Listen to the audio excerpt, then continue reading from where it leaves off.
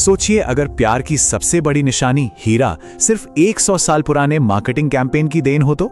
और क्या हो अगर अब वो कहानी, वो मिथक टूट रहा हो? आज हम हीरा उद्योग में मची इसी उथल पुथल को समझने की कोशिश करेंगे। ये कहानी है टेक्नोलॉजी बनाम परंपरा की और एक ऐसे साम्राज्य की जो अब अपनी चमक खो रहा है। तो चलिए सीधे मुद्दे पर आते हैं। इस पूरी कहानी के दिल में है कीमतों में आई एक जबरदस्त गिरावट, एक ऐसी गिरावट जिसने हीरे की दुनिया की नींव तक हिलाकर रख दी है। वो पत्थर जो अपनी स्थिरता और कीमत के लिए जाना जाता था, आज तेजी से अपनी वैल्यू खो रहा है। और यहीं से वो सबसे बड़ा सवाल उठता है जो हर किसी के मन में है, जिसने कभी हीरा खरीदा है या खरीदने का सपना देखा है। क्या ये 100 साल पुराना उद्योग सच में खत्म होने की कगार पर है? जरा इन नंबर्स को देखिए। एक तरफ है प्राकृतिक हीरा, जो कभी $7,000 का हुआ करता था, वो आज गिरकर $4,000 पर आ गया है। और दूसरी तरफ है लैब में बना हीरा। ध्यान रहे, ये रासायनिक रूप से बिल्कुल असली है और इसकी कीमत सिर्फ $900। कीमतों का यही जमीन आसमान का फर्क इस पूरे संकट की असली जड़ है। सवाल ये है कि हम यहाँ तक पहुंचे कैसे? एक ऐसी चीज जिसे हमेशा के लिए कहा जाता था, वो इतनी जल्दी अपनी चमक कैसे खो बैठी? इसे समझने के लिए हमें थोड़ा पीछे जाना होगा।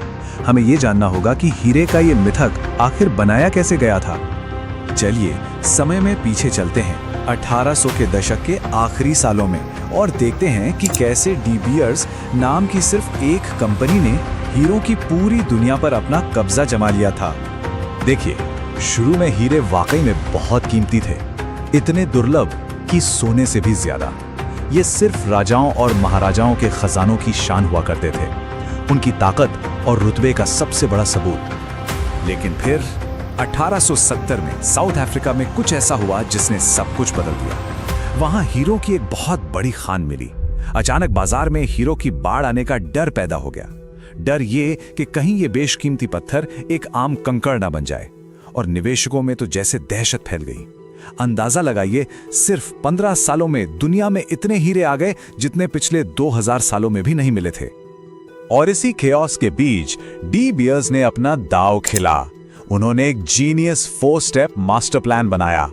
मकसद साफ था, बाजार पर पूरी तरह से कब्जा करना और जहां हीरो की भरमार थी, वहां एक झूठी कमी पैदा करना। और उन्होंने ये किया भी। अगले 80 सालों तक डी बीयर्स ने सब कुछ कंट्रोल किया। उन्होंने 90% खदानें खरीद लीं, सप्लाई को कुछ चुनिंदा लोगों के जरिए कंट्रोल किया, जानबूझकर हीरे छिपाकर रखे ताकि कीमतें ऊंची रहें, और सबसे बढ़कर मार्केटिंग के दम पर दुनिया को यह यकीन दिला दिया कि हीरा प्यार और शादी की सबसे बड़ी निशानी है। लेकिन हर साम्राज्य की तरह इस साम्राज्य की नींव में भी दरारें पड़नी शुरू हुईं, और इसकी शुरुआत हुई एक सांस्कृतिक बदलाव से। साल 2006 में एक फिल्म आई, ब्लड डायमंड। ये सिर्फ एक फिल्म नहीं थी, ये एक खुलासा थी। इसने दुनिया को हीरे का वो काला सच दिखाया जो चकाचौंध के पीछे छिपा था। लोगों को पहली बार पता चला कि उनके खूबसूरत पत्थर की कीमत शायद किसी की जान से चुकाई गई है। और इसका असर बहुत गहरा हुआ। फिल्म के बाद हुए एक सर्वे में 70% मिलेनियल्स ने कहा कि वो ऐसा कोई भी हीरा नहीं खरीदेंगे जिसके पास कॉन्फ्लिक्ट फ्री होने का सर्टिफिकेट ना हो। मतलब उन्हें गारंटी चाहिए थी कि उस हीरे से किसी युद्ध को फंडिंग नहीं मिली है। लोगों की सोच में आए इस बदलाव ने बाजार में एक नैतिक खालीपन पैदा कर दिया। एक ऐसी जगह बना दी जिसे भरने के लिए एक नई क्रांतिकारी टेक्नोलॉजी पहले से ही तैयार बैठी थी। इस बार चुनौती जमीन के नीचे किसी खदान से नहीं आई, बल्कि अमेरिका और चीन की हाईटेक लैब से आई। और एक बात बिल्कुल साफ समझनी होगी, लैब में बने हीरे नकली नहीं हैं, वो हर तरह से असली हीरे ही हैं। बस फर्क इतना है कि उन्हें धरती ने लाखों सालों में नहीं, बल्कि इंसानों ने टेक्नोलॉजी से कुछ हफ्तों में बनाया है। मतलब फिजिकली, केमिकली और आंखों से देखने में इन दोनों में बिल्कुल कोई फर्क नहीं है। हालत यह है कि एक बड़ा एक्सपर्ट भी बिना खास मशीनों के ये नहीं बता सकता कि कौन सा हीरा लैब का है और कौन सा जमीन से निकला है। फिर 3 ऐसी घटनाएं हुई जिन्होंने लैब ग्रोन हीरो को रातों रात हीरो बना दिया। पहला, ब्लड डायमंड के स्टार लियोनार्डो डिकैप्रियो ने खुद इन कंपनियों में पैसा लगाया।